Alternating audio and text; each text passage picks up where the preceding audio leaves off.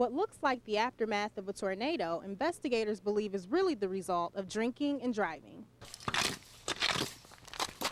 He had to be flying.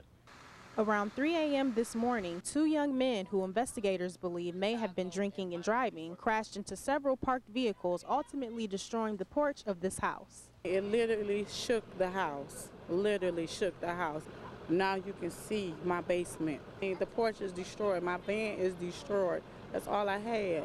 Yolanda Hallman was up getting a glass of water when her house was struck by this vehicle. She says the impact was so severe it shook her entire home and woke her daughter. Her neighbor, Pamela Jordan, was also awakened by the loud commotion outside and was so disturbed by what she saw outside of her window, she sympathizes with the men responsible for the damage.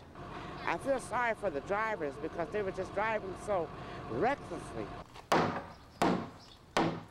Repairs have already started on the porch that has almost collapsed as a result of the crash. But repairman Dan Omar says it won't be easy. Quite shocking.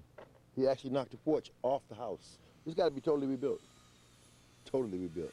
Now we're looking at an estimated $4,000 in damage. Police do have one suspect in custody. However, one is still on the loose. Emily Scarlett reporting from the west side of Detroit.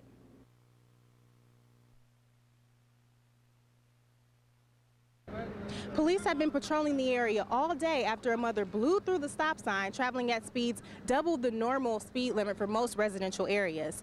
Two children are now in serious condition, with 3 children in critical condition after not being strapped in. Good morning, Emily Scarlett reporting, and we're live at Riff Radio, where longtime talk show hosts Drew and Mike are back in action. After working together for 16 years, Drew left for about 2 years. Now he's back, and Mike says it feels like he never left.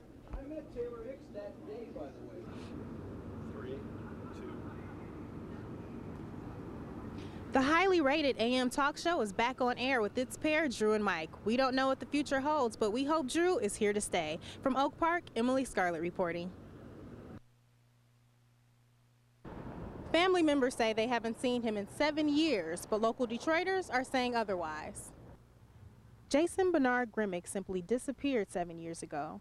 Just as his family was losing all hope, his sister Angela received news at her grandmother's funeral 2 weeks ago that Jason is in fact alive and may be somewhere in Detroit.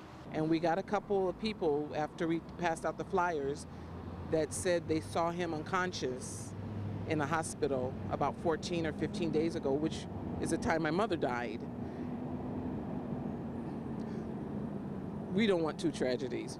We want that if he's alive, that we can help him and that he knows that he has family. Angela says she's taken several anonymous calls, including one from last night, from people claiming they've seen Jason. Based on a number of tips, we believe Jason now has dreadlocks and is going by the nickname Jay. David Jackson, seen here, believes he remembers Jason from Ryan Correctional Facility. So you've seen him? Yeah, I met him. I think we was in prison together too. Oh God, really? Yeah.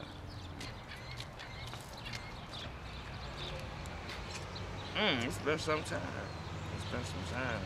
Now again, his family hasn't seen him since 2002. If you have any information regarding the whereabouts of Jason Grimmick, please call Detroit Police. From the west side of Detroit, Emily Scarlett.